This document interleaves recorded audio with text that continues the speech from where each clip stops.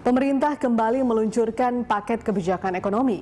Dalam paket Jilid 6, pemerintah memberikan banyak insentif bagi investor, termasuk insentif pajak di kawasan ekonomi khusus. Lalu setelah 6 paket dikeluarkan, bagaimana efeknya?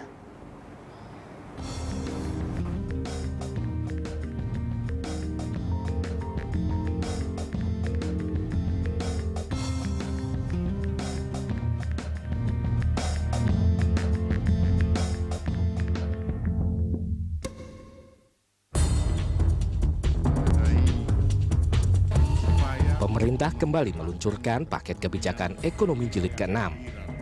Paket yang dirilis di Istana pada Kamis sore tersebut merupakan lanjutan dari 5 paket ekonomi yang telah dikeluarkan sejak September 2015. Dan masih seperti paket-paket sebelumnya, paket kebijakan ekonomi seri ke-6 tetap bertujuan mendorong perekonomian Indonesia. Dalam paket ke-6 ini ada beberapa fokus utama pemerintah. Salah satu yang menonjol adalah adanya pemberian insentif di kawasan ekonomi khusus atau KEK. Kepala Bappenas Sofyan Jalil mengakui fokus pada kawasan ekonomi khusus bertujuan agar kawasan ekonomi terpadu tersebut dapat semakin berkembang dan membuka lapangan pekerjaan. Munculnya lapangan kerja pada akhirnya dapat mendongkrak daya beli masyarakat yang bisa membuat pertumbuhan ekonomi juga positif. Akan diberi banyak insentif, ya, insentif perpajakan, insentif kemudahan imigrasi, insentif kemudahan perizinan, insentif kemudahan perpanjangan, insentif beli properti, insentif macam-macam, impor dan lain-lain. Fasilitas ekonomi yang dirilis berlaku di 8 kawasan ekonomi khusus, yaitu Tanjung Lesung di Provinsi Banten, Semangke, Sumatera Utara, Tanjung Api-Api di Sumatera Selatan, lalu kawasan ekonomi khusus di Palu, Sulawesi Tengah, KEK Bitung di Sulawesi Utara, KEK Mandalika di NTB, KEK Morotai di Maluku Utara, dan KEK Maloy Batuta Trans Kalimantan di Kalimantan Barat. Fasilitas insentif dari pemerintah itu antara lain tax holiday (PPH) sebesar 20% hingga 100% hingga 20 tahun untuk investasi di atas 1 triliun rupiah, serta pembebasan PPH mulai dari 20% sampai 100% untuk investasi mulai dari 500 miliar rupiah sampai 1 triliun rupiah untuk jangka waktu 5 hingga 15 tahun. Menurut Menteri Koordinator Bidang Perekonomian Darmin Nasution, fasilitas insentif pajak di KEK bertujuan untuk mendorong pengembangan klaster industri, terutama yang berbasis sumber daya lokal yang dimiliki masing-masing wilayah di sekitar KEK. Adanya insentif untuk KEK pada akhirnya diharapkan dapat menggerakkan perekonomian di wilayah pinggiran yang belum berkembang. Upaya untuk menggerakkan perekonomian di wilayah pinggiran dengan pengembangan kawasan ekonomi khusus. Selain insentif KEK, pada paket kebijakan jilid 6 juga berisi insentif terhadap rancangan peraturan pemerintah atau RPP sumber daya air dan RPP sistem penyediaan air minum. Paket kebijakan ini ditujukan kepada dunia usaha untuk mengolah air bersih atau minuman lainnya. Selain itu, dalam paket kebijakan 6, pemerintah juga memangkas izin impor obat dan bahan bakunya menjadi kurang dari 1 jam. Paket kebijakan ekonomi jilid 6 yang menurut pengamat ekonomi Firmansyah memberi peluang lebih besar kepada kawasan ekonomi khusus sebagai implementasi reformasi struktural di bidang produksi di Indonesia. Selain memanjakan para investor, insentif untuk kawasan ekonomi khusus bisa menjadi motor penggerak pembangunan ekonomi di daerah. Nah, terkait dengan kawasan ekonomi khusus, karena muatannya tidak hanya menarik investor, tapi muatannya Menko Perekonomian juga tadi menyampaikan bahwa ini diharapkan menjadi salah satu motor penggerak pembangunan di daerah, punya dampak terhadap ekonomi di daerah. Nah, tadi menyambung apa yang disampaikan Pak Sani, titik kuncinya adalah mengawal implementasinya. Sebaliknya, Sekretaris Jenderal Asosiasi Pengusaha Indonesia atau APindo, Sani Iskandar, mengakui seluruh paket kebijakan ekonomi yang dikeluarkan pemerintah tidak langsung terasa dampaknya. Ketua Himpunan Kawasan Industri atau HKI tersebut mencontohkan, Unilever yang sudah lama membuka usaha di kawasan ekonomi khusus Semangke, Sumatera Utara, namun hingga saat ini masih banyak terganjal kendala. Karena yang dikeluarkan ini nanti kan setelah seruan hari sore ini, habis itu kan mungkin keluar PP atau Kepres atau Kepmen dan segala macam.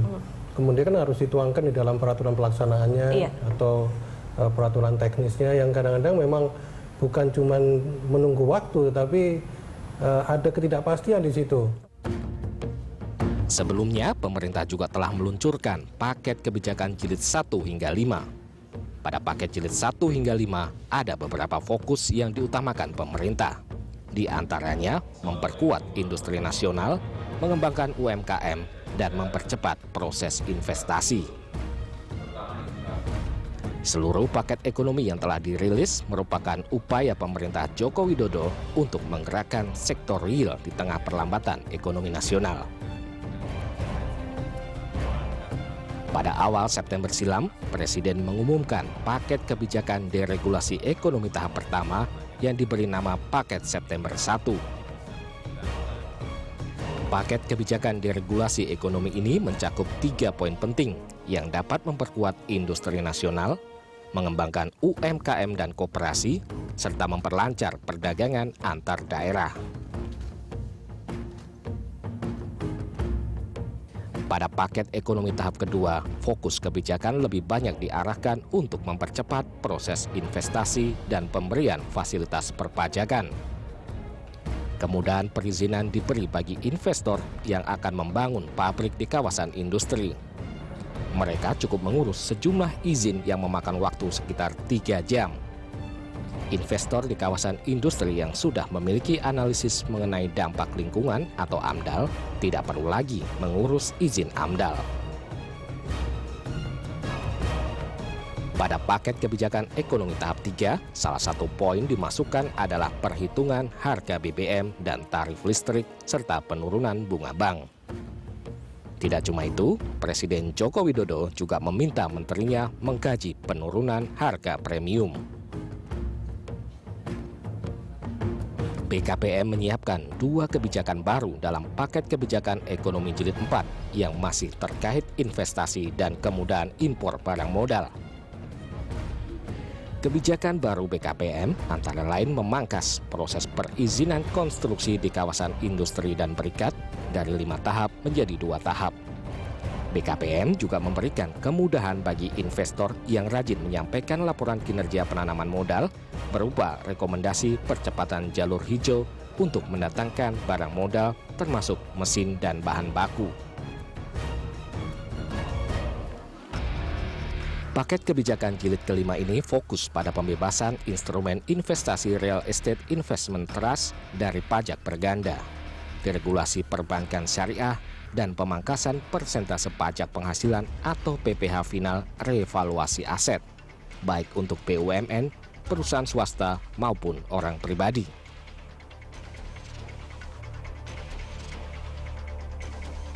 Enam paket kebijakan sudah dirilis pemerintah. Target utama mengurangi angka pengangguran tentunya harus sudah bisa terrealisasi dalam hitungan paling lama 6 bulan ke depan. Bukan tanpa alasan, sebab menurut data Badan Pusat Statistik atau BPS, angka pengangguran terbuka di Indonesia hingga Agustus 2015 terus merangkak naik. Sulitnya mencari pekerjaan bisa terlihat dari ramainya antrian dalam sebuah acara karir expo. Ribuan pelamar memadati pameran kerja untuk memperebutkan posisi yang ditawarkan sekitar 100-an perusahaan.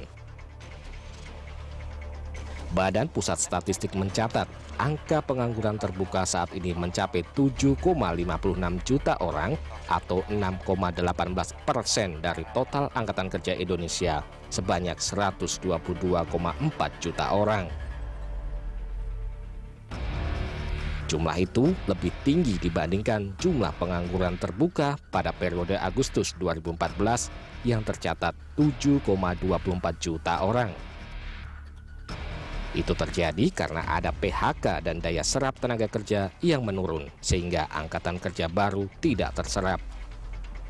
Kebanyakan industri yang mengalami PHK adalah yang tergantung dengan impor.